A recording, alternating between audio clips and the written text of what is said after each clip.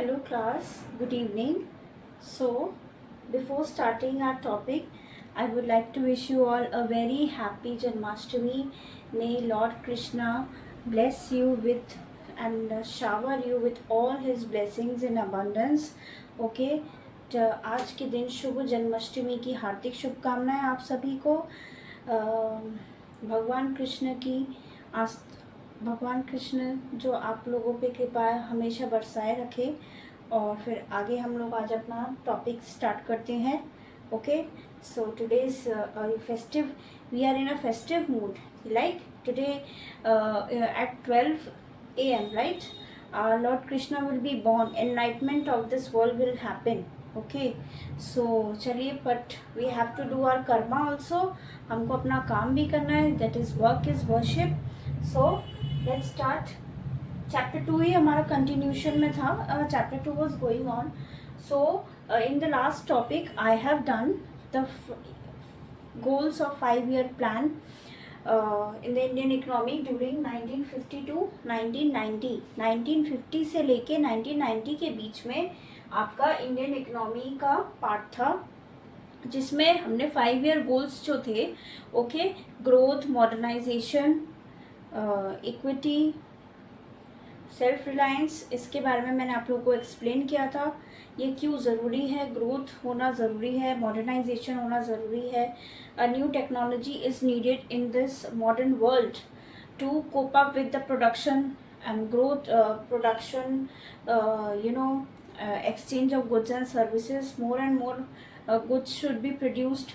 So after that let's come to the next topic, that is agriculture. Agriculture के बारे में आपने chapter 1 में भी पढ़ा है, इसी का पार्ट का chapter 1, that was Indian economy on the eve of independence. उसमें आपने पढ़ा था कि हमारे फार्मर्स जो थे, एक टाइम ऐसा आ गया किसी के पास खुद का लैंड नहीं था। Zamindars have lend their land to the Britishers.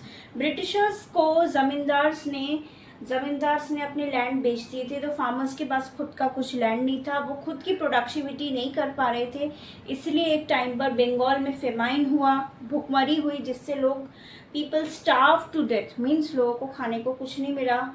Okay, खुद का प्रोडक्शन बाहर जब चला जा रहा है तो आपके पास तो कुछ नहीं बच रहा, तो आप क्या खाएंगे। Okay, then what happened,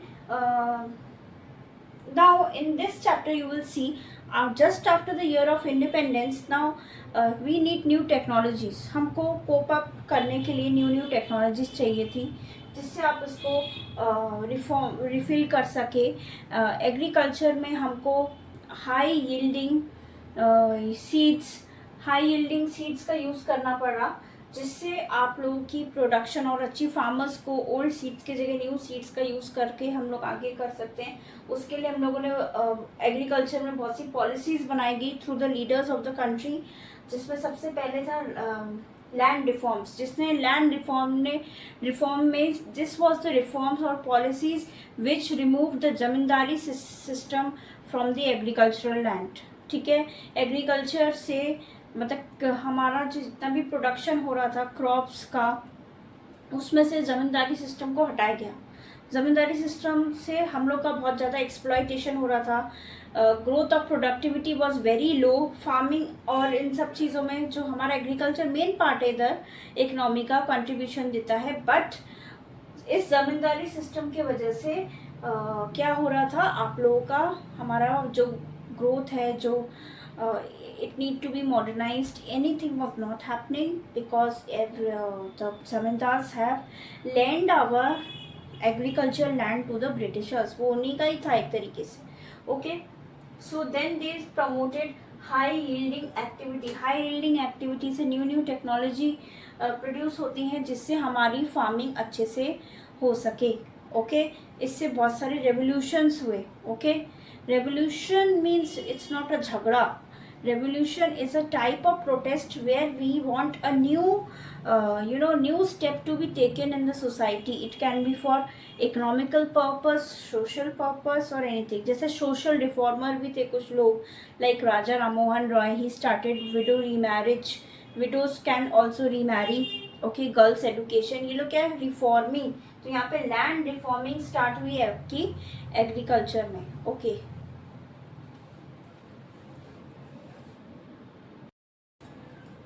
okay, so high yielding activity जब हम कर रहे थे, प्रमोट कर रहे थे, तो उससे क्या हो रहा है, this formed a revolution in India for in the field of agriculture. फिर क्या हुआ था, because this due to zamindari system होने की वजह से क्या हो रहा था, हाई यील्डिंग एक्टिविटी को जैसे ही हमने प्रमोट किया तो उससे हम लोग को बहुत फ़ायदा हो रहा था। Slowly and gradually we were increasing in the field of agriculture, but due to the low productivity of land, productivity बहुत low था, that's why we were forced to import food from USA। हमको बाहर से फिर खाना import करना पड़ा क्योंकि वो land हमारे हाथ में नहीं था। ओके, नाउ इसके बाद एक और टॉपिक आप लोगों का आ जाता है, that is land sealing। Okay, the next topic is land sealing। फिर लैंड रिफॉर्म्स में एक और पार्ट हुई। लैंड सीलिंग कराने से पहले मैं आपको बता देती हूँ, जो लोगों के पास ओनरशिप होने लगा, लाइक ओनरशिप एंड इंसेंटिव्स के बारे में आप बुक में भी पढ़ सकते हो।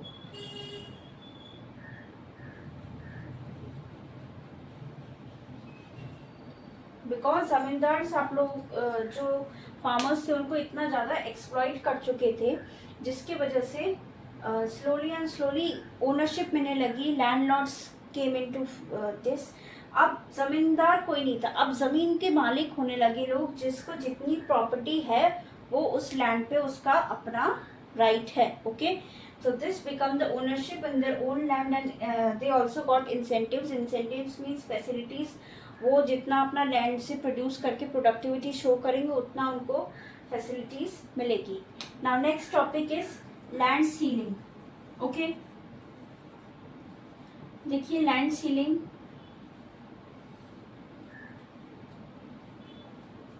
ये है, this was a topic to promote equity in agriculture. Okay, promote equity in agriculture में इक्विटी को प्रोवाइड कराने के लिए लैंड सीलिंग की पॉलिसीज को फॉर्म किया गया। Okay, the next is means जितने भी आपके फार्मर्स एक्सप्लॉइट हुए हैं from the zamindars, now they are free from that. अब वो फ्री हो चुके हैं, they are getting a proportional of land which is owned by them. उनको एक प्रोपोर्शन में लैंड मिल रहा है अब लोगों को, जिसका जितना ओनरशिप है। ओके, जितना ओनरशिप होगा उतना ही लैंड आपको मिलेगा, बट इसका मतलब ये नहीं है that you are owning that land, that means you are a zamindar. No, means you are having, बहुत से लोगों के पास अभी भी जमीन है, तो क्या हर कोई जमींदार होता है? No, a portion of land is yours. Now you can do any type of work there, productivity there. It is a way of freeing, मतलब फ्री हो चुके हैं, क्योंकि जो फार्मर्स आपके जमींदार्स के अंडर में काम करते थे वो बंधुआ मजदूर बन चुके थे, means they became bonded labours, means वो बॉन्ड के अंडर में काम कर रहे हैं and they don't have any type of freedom. Okay, उनके पास किसी भी टाइप की फ्रीडम नहीं थी, and this is very wrong. Now you can see from the book, you can read very clearly, आप बुक में अच्छे से पढ़ सकते हो ओनरशिप एंड इंसेंटिव्स के बारे में, इसका क्या क्या यूज़ था, किससे हुआ ये। Okay, now you can see land sealing was another policies to promote equity in the agriculture sector. This means fixing the maximum size of land which could be owned by an individual कितना land खरीद सकता है उसका fixing के हिसाब से land ceiling की policies को इनिशिएट किया गया। The abolition of intermediaries means that some 200 lakh tenants, means जो भाड़े में काम कर रहे थे under the zamindars, okay, and the Britishers came into direct contact with the government अब उनको इंसेंटिव्स एंड फैसिलिटीज देने लगी because they had the ownership of the land. They thus free from being exploited by the zamindars से बदसलूकी, किसी भी type की बदतमीजी, because they had come through the peace of they are being tortured because they were bonded laborers under them. The ownership conferred on tenants gave them incentive to incentive मिला उनको to increase output and this contributed to growth in agriculture. इससे agriculture में growth बहुत अच्छा हुआ। जब सबको अपना अपना पीस ऑफ लैंड मिलने लगा तो उनका खुद का राइट था वो किस तरीके से प्रोडक्शन को दिखाएंगे और गवर्नमेंट को शो करेंगे, उससे आपका एग्रीकल्चर में काफ़ी ग्रोथ हुआ। The productivity the level of productivity in agriculture became very high. Okay, however, the goal of equity was not fully served by abolition of intermediaries in some areas। कुछ areas में former zamindars मतलब जो कुछ पहले के जमींदार थे to own large areas of land by making use of some loopholes in the legislation. There were cases, मतलब गलत तरीके से इस्तेमाल कर रहे थे कुछ पुराने जमींदार, अभी भी अपना हक दिखा रहे थे सम पीसेस ऑफ लैंड में, और उनका कुछ जिनका एरिया ऑफ लैंड काफ़ी ज़्यादा था। There were cases where tenants were evicted and landowners claimed to be self-cultivators, the actual tillers claiming ownership of land, and even the tillers got ownership of land. Poorest of agricultural laborers such as sharecroppers and landless laborers did not benefit from land reforms। मतलब land reform से जिनके पास जो ज़मीन खरीदने के लायक भी नहीं थे, जो गरीब लेबरर्स थे, agricultural labourers, you know, they were not getting any benefit from the land reforms। उनको लैंड रिफॉर्म पॉलिसी से कोई भी बेनिफिट नहीं मिल रहा था। Okay, the land ceiling legislation also faced hurdles। the big landlords challenged the legislation in the courts। big landlords उनके पास काफ़ी पैसा था तो वो कोर्ट में जाके चैलेंज कर रहे थे। delaying they used to delay the register in lands in the name of close relatives escaping from the legislation। Means वो किसी भी तरीके से अपने को बचने की कोशिश कर रहे थे। Land reforms were successful in Kerala and West Bengal because these states had governments committed to the policy of land and tiller.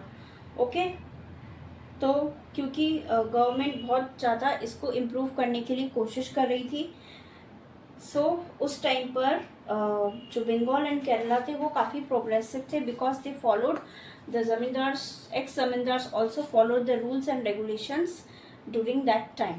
okay,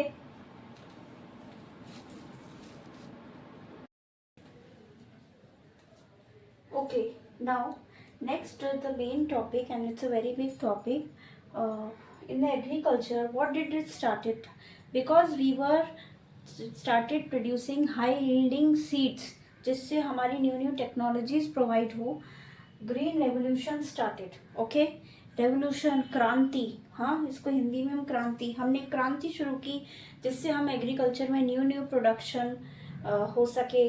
अलग तरीके से हमको किसी दूसरी कंट्री पर इंपोर्ट करके सामान नहीं लाना पड़े, या किसी कंट्री को हम पे mercy, we don't need countries like America to mercy upon us. मतलब अमेरिका जैसे देश हम पे दया ना करे, हम सेल्फ रिलायंस की तरफ बढ़ रहे थे। Now green revolution is what? Firstly, you should know that due to the zamindari system, the productivity and the level of productivity in the agriculture was very low, बहुत ज़्यादा लो था। There was no development and any facilities were not provided to the landless laborers। जो landless laborers थे उनको किसी भी type की facilities नहीं provide की जा रही थी। So they were not getting any type of facilities internship। तो उससे फिर हमारा क्या हुआ, लैंड सीलिंग प्रोवाइड की गई through which particular individual will have the piece of maximum piece of land which is owned by them। okay, जो उनसे ओन किया जाए। और now 75% of agriculture was not at all in the development process during the colonial rule। क्योंकि colonial rule means British rule के दौरान बिल्कुल भी किसी भी टाइप की टेक्नोलॉजीज, ओल्ड टेक्नोलॉजीज थी। प्रोडक्टिविटी लो क्यों था? ओल्ड टेक्नोलॉजी था, न्यू टेक्नोलॉजी को रिफॉर्म नहीं किया गया। फिर किसी भी टाइप की फार्मर्स को नए इक्विपमेंट्स एंड इक्विपमेंट्स नहीं प्रोवाइड किए गए जिससे फार्मिंग का ग्रोथ अच्छे से हो सके।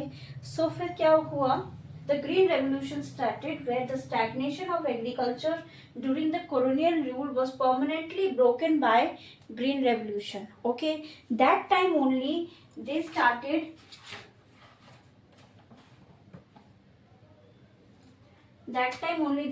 high yielding seeds in the crops crops में, खेती में वो लोग हाई यील्डिंग सीड्स का यूज कर रहे थे, specially in wheat and rice.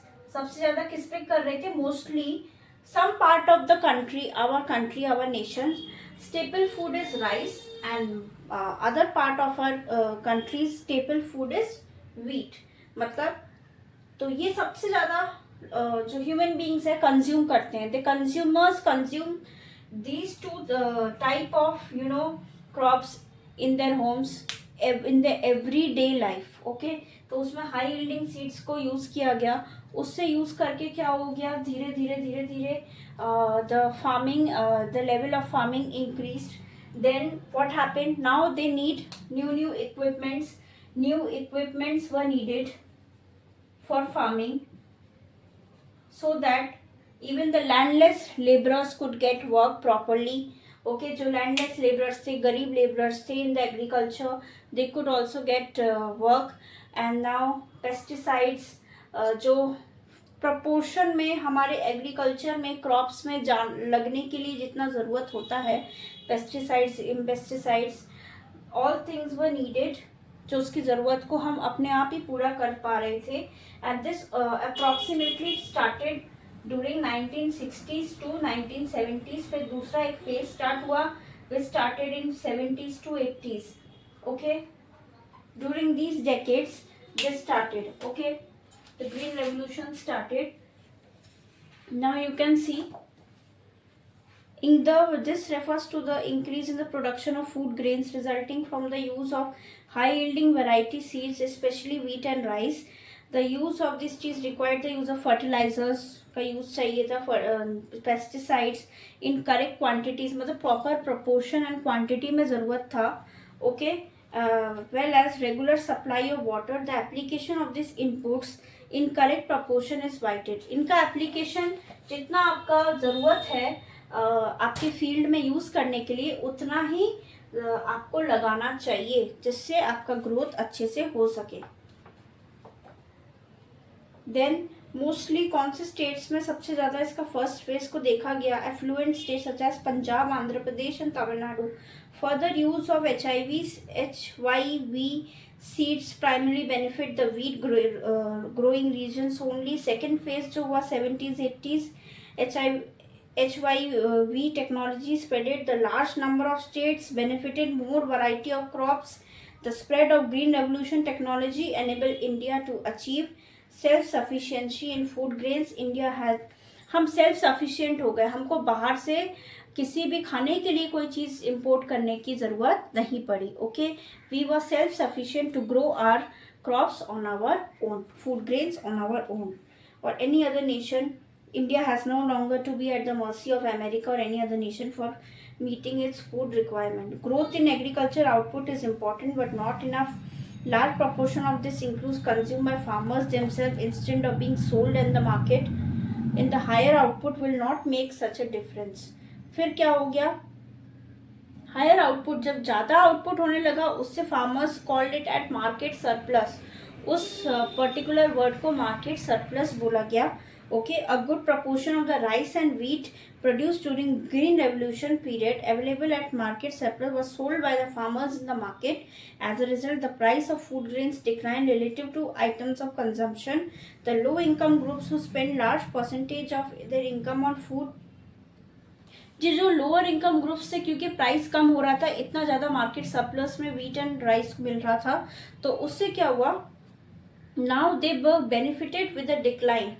इससे डिक्लाइनिंग प्राइस जो कम हो रहे थे, उससे लोअर इनकम ग्रुप्स को काफ़ी फायदा हो रहा था। The green revolution enabled the government to procure sufficient amount of food grains to build a stock which could be used in the time of food shortage। अब गवर्नमेंट इसके लिए क्या करे, because the food was in surplus quantity, means more than we need. Now it put in the food stock, उसको stock means warehousing में रखा गया, storage में रखा गया, so that we can use it for the future purpose and the food should not be wasted। While the nation had immensely benefited from green revolution, the technology involved was not free from the risk। One such risk was possibility that it could increase disparities between small and big farmers, since only big farmers could afford the required inputs। अब इसमें बहुत ज़्यादा differences हो सकते थे। Small farmers मतलब छोटे किसान और बड़े किसान, छोटे किसान जिनका इनकम इतना नहीं है या उनका इनकम इतना नहीं आ रहा है, दे कुड नॉट बेनिफिट। और बड़े किसान जो इन सब इक्विपमेंट्स और पॉलिसीज का, रेवोल्यूशन का फ़ायदा उठा रहे थे, वो कर पा रहे थे। Now moreover, the HIV crops were also more prone to attack by pests, and the small farmers adopted this technology could not lose everything in a pest attack. अब farmers ने भी, छोटे farmer ने भी HY इस H seeds का use करने लगे। ओके, नाउ अब इसके बाद जो नेक्स्ट टॉपिक है वो है आपका the debate over subsidies, industries and trade. इसको हम लोग आगे करेंगे। Then trade policies, import substitution. This we will do in our next class. Till then, bye. And if you like my channel, then please like, share and subscribe to my channel and give it a like button. Bye.